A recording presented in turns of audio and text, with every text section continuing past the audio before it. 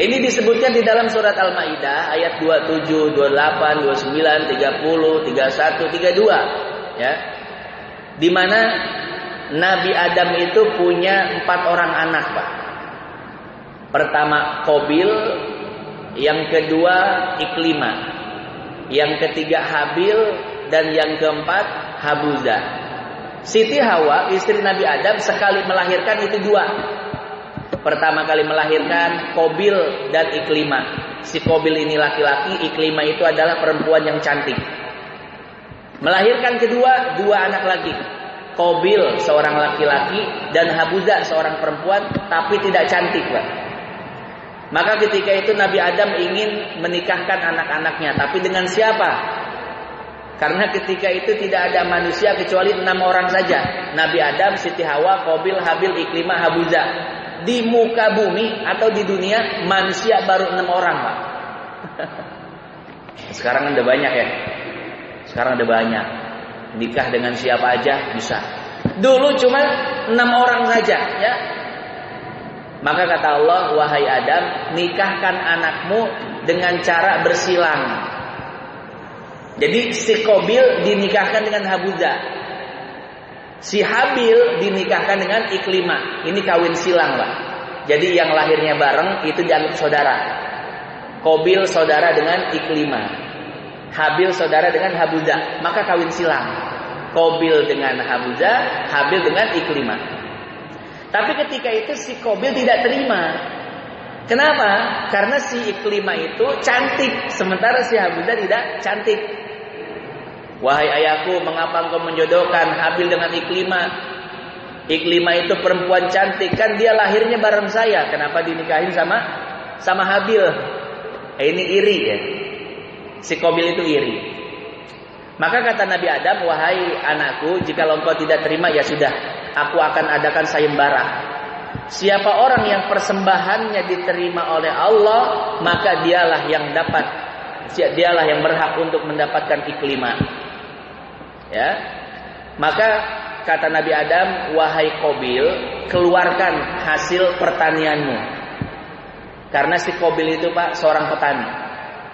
Kemudian Nabi Adam berkata kepada Habil, wahai Habil, keluarkan hasil peternakanmu. Karena si Habil itu adalah seorang peternak. Maka si Qabil pun mengeluarkan hasil pertaniannya. Tapi hasil kebun yang dikeluarkan itu adalah hasil-hasil yang jelek. Kenapa? Karena memang si Qabil ini tidak soleh. Qabil ini pelit luar biasa. Ya, jadi hasil kebun, hasil pertanian yang jelek yang disedekahkan. Kata si Qabil, buat sedekah ini, katanya, deh yang jelek-jelek aja. Nah, ini si Qabil. Lain halnya dengan Habil. Si Habil ini seorang anak yang soleh, remaja yang soleh, laki-laki yang soleh. Dia memiliki beberapa hewan ternak. Kemudian yang dia sedekahkan itu adalah hewan ternak yang paling besar, yang paling bagus, yang paling dia sukai. Ada satu kambing yang paling besar, Pak. Tanduknya luar biasa. Badannya sehat, lincah. Ini kambing yang paling disukai oleh si Habil. Tapi kata Habil, oleh karena ini untuk sedekah, ya sudah, maka aku pilih hartaku yang paling aku sukai. La tanalul birra hatta tunfiqu mimma tuhibbun. Kata Allah, kalian tidak akan mendapatkan satu kebaikan. Sebagian ulama tafsir mengatakan al-birra di sini surga. Kalian tidak akan mendapatkan satu kebaikan melainkan kalian telah menginfakkan harta yang paling kalian sukai. Maka kata Qabil, ya yang paling aku sukai ya kambing ini, ya. Tapi karena ini persembahan untuk Allah, Allah yang minta, Nabi yang nyuruh, maka aku keluarkan harta yang paling aku cintai agar aku mendapatkan ridho dari Allah Subhanahu wa taala. Maka dikeluarkanlah kambing yang paling disukai oleh si Habil ini. Maka terkumpul, Pak, sesembahan si Qabil dan sesembahan si Habil. Kata Nabi Adam, siapa orang yang sesembahannya itu diterima oleh Allah, nanti akan ada api yang menyambar dari langit. Tidak lama kemudian ada api menyambar dari langit yang api tersebut menyambar kambing yang disedekahkan oleh si Habil. Berarti dalam hal ini yang diterima sedekahnya siapa, Pak? Si Habil. Yang diterima sedekahnya si Habil. Yang diterima sesembahannya oleh Allah adalah si Habil.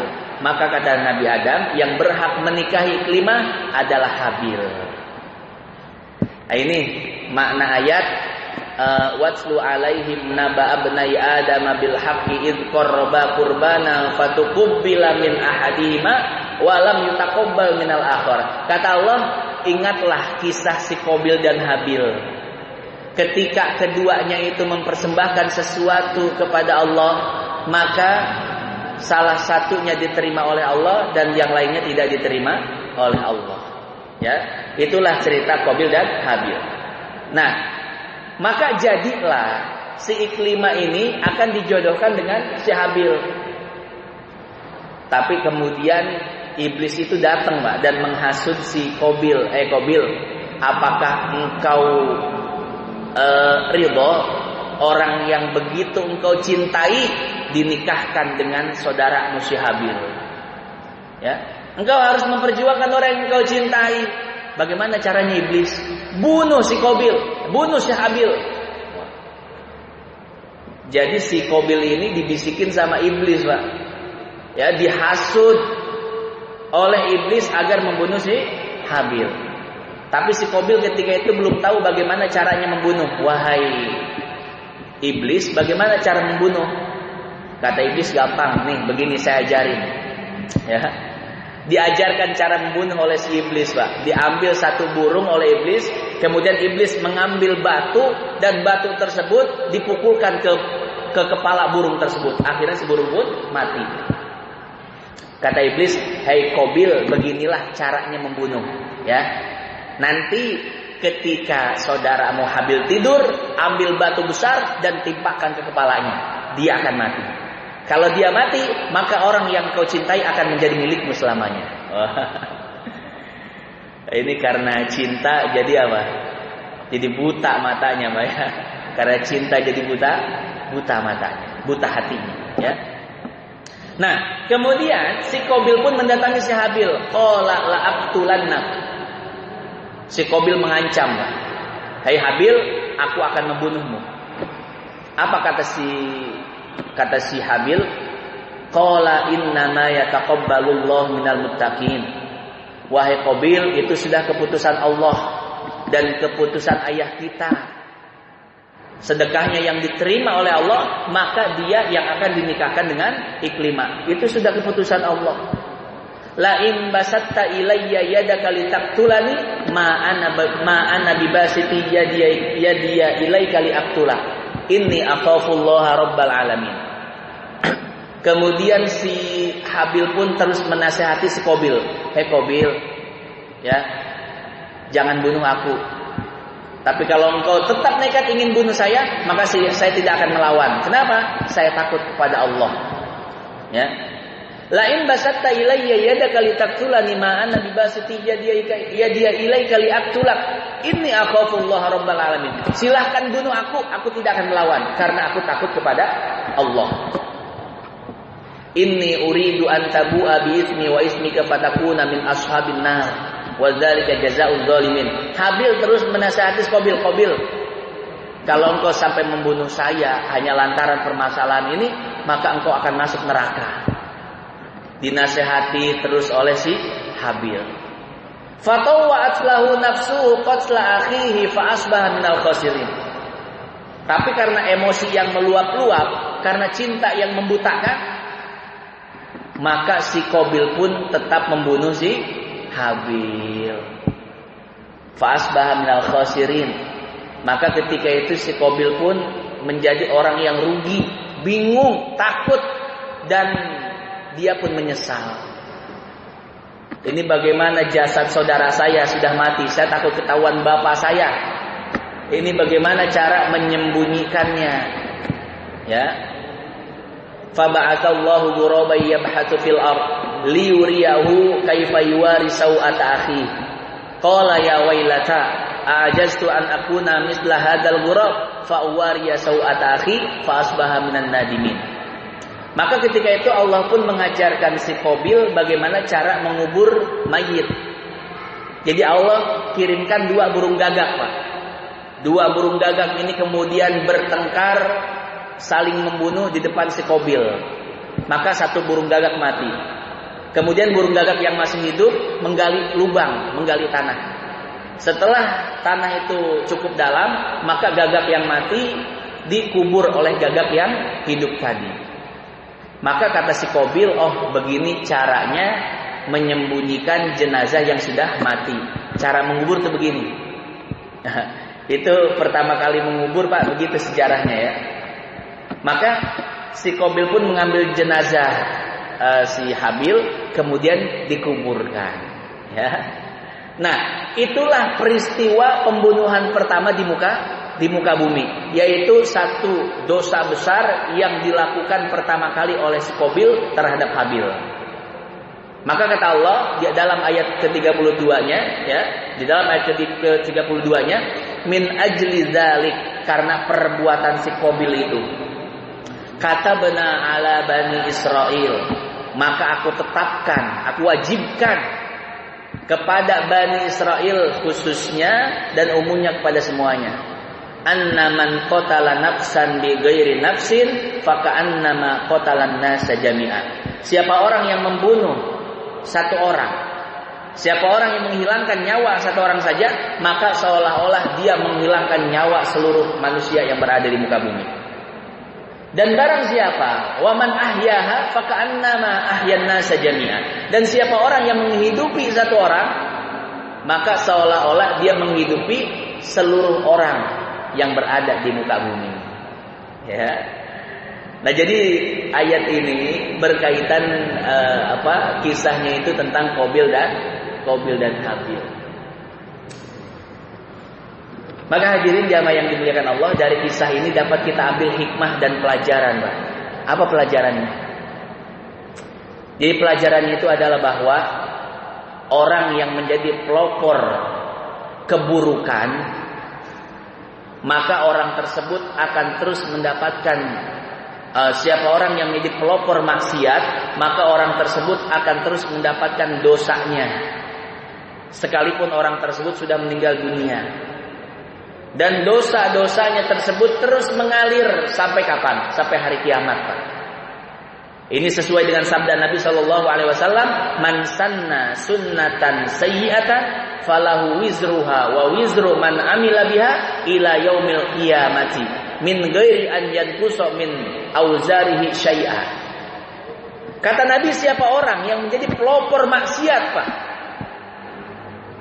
maka dia akan mendapatkan dosa dari maksiat tersebut, dan setiap orang yang melakukan dosa yang sama, maka dosanya akan terus mengalir kepada orang tersebut sampai hari kiamat. Ini seperti si Habil, si Qabil, seperti si Qabil. Dalam Sahih Bukhari disebutkan, setiap orang yang membunuh, orang yang melakukan pembunuhan di muka bumi ini, maka si Qabil pun mendapatkan bagian dari dosa tersebut. Ini jadi setiap ada orang yang membunuh, ya, di muka bumi ini dari zaman Nabi Adam sampai zaman sekarang, setiap ada orang yang melakukan pembunuhan, maka selain orang yang membunuhnya dapat dosa, maka si Qabil pun mendapatkan aliran dosanya tersebut. Kenapa? Karena dia pelopor, ya, maksiat tersebut. Orang yang pertama kali melakukan pembunuhan. Maka siapa orang yang menjadi pelopor maksiat, maka dia akan terus mendapatkan dosanya, Pak. Walaupun dia sudah meninggal dunia, walaupun dia sudah tidak melakukan dosa-dosa itu lagi, tapi setiap pengikut yang melakukan dosa itu, maka dosanya akan terus mengalir. Nah, ini sangat menakutkan, Pak. Makanya jangan sekali-kali mencontohkan keburukan. Nanti kalau ada orang yang mencontoh keburukan kita, mencontoh maksiat kita, kita akan terus mendapatkan dosanya. Dan sebaliknya, yang dapat kita ambil daripada kisah ini adalah siapa orang yang menjadi pelopor kebaikan, maka dia akan terus mendapatkan pahalanya sekalipun dia telah meninggal dunia.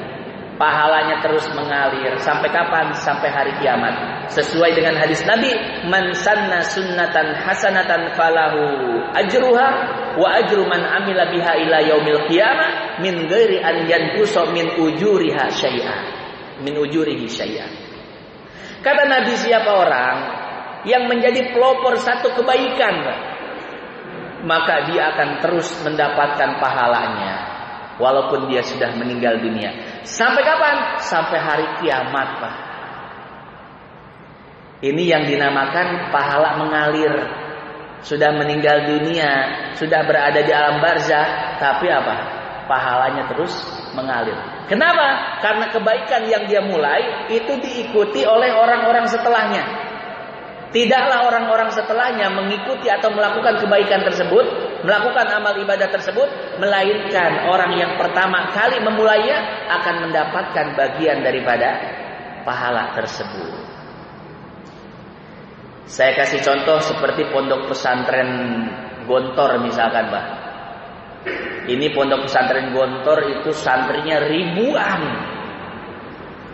Santrinya itu, Pak, ya, ketika pulang ke kampung halamannya bikin pesantren lagi, punya santri lagi, ya. Kemudian santrinya itu jadi kiai lagi, bikin pesantren lagi, punya santri lagi. Ilmu yang diajarkan secara turun temurun. Maka tidaklah setiap orang, ya, setiap muridnya yang mengajarkan ilmu secara turun temurun, melainkan pendiri pertama daripada pondok pesantren Gontor itu akan mendapatkan pahalanya. Ya, jadi setiap murid-murid yang terus mengajarkan ilmunya, Pak, maka pimpinan atau pendiri pertamanya, itu kan ada 3 orang pendiri pertamanya, ya, itu akan terus mendapatkan pahalanya. Ini yang disebut dengan pahala mengalir, Pak. Itu sangat luar biasa, kan? Jadi di alam barzah itu udah enak, Pak. Tiap hari dapat pahala. Kenapa? Karena murid-muridnya terus mengajarkan ilmunya dari generasi ke generasi. Itulah makna Nabi, siapa orang yang memulai satu kebaikan jadi satu pelopor kebaikan, maka dia akan terus mendapatkan pahalanya sekalipun dia telah meninggal dunia. Itu pahalanya banyak banget. Sama seperti Kiai Nur Ali, Pak. Kiai Nur Ali mendirikan pondok pesantren At-Taqwa. Santri-santrinya itu sekarang sudah banyak yang jadi kiai, punya pesantren, punya murid, muridnya jadi kiai lagi, punya pesantren, punya murid. Begitu seterusnya. Tidaklah setiap murid mengajarkan ilmunya kepada murid yang lainnya, melainkan Kiai Haji Nur Ali mendapatkan bagian dari pahala tersebut. Kiai Haji Hashim Asy'ari mendirikan Nahdlatul Ulama, ya, bergerak di bidang pendidikan dan lain sebagainya. Itu Kiai Haji Hashim Asy'ari luar biasa, Pak. Ya, pahalanya terus mengalir. Kiai Haji Ahmad Dahlan, pendiri Muhammadiyah. Muhammadiyah ini luar biasa pergerakannya di bidang pendidikannya, di bidang kesehatannya dan lain sebagainya, ya. Maka tidaklah setiap orang yang mengikuti langkah-langkah kebaikan di bawah naungan Muhammadiyah, melainkan pendiri pertamanya Kiai Haji Ahmad Dahlan itu mendapatkan bagian dari pahala tersebut. Kenapa? Karena mereka lah para pelopor kebaikan. Jadi orang-orang yang menjadi pelopor kebaikan, artinya orang pertama yang mengerjakan satu ibadah, satu kebaikan, kemudian diikuti oleh orang-orang yang lainnya, maka dia akan terus mendapatkan aliran pahalanya sekalipun telah meninggal dunia. Sampai kapan? Sampai hari